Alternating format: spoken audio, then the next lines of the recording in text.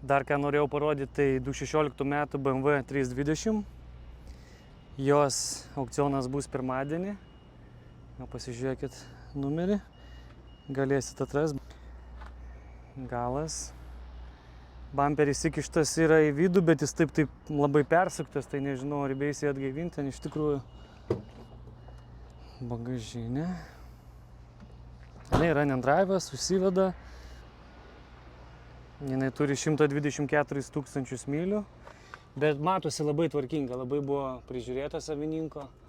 Tokia išvalyta, negi kvepia viduj. Jinai užsiveda, važiuoja, tai užvėsiu, parodysiu.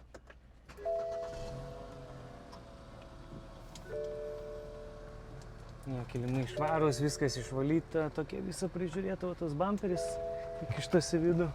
Pas ją netgi dar, žiūrėkit, kas supranta, įdėtas koks filtras. Jeigu matysis, čia gerai. Variklis labai tvarkingas, švarus. Matosi, kad prižiūrėta mašina, žinokit. Tai jeigu kažką domins, susisiekit, galėsim pabandyti laimėti.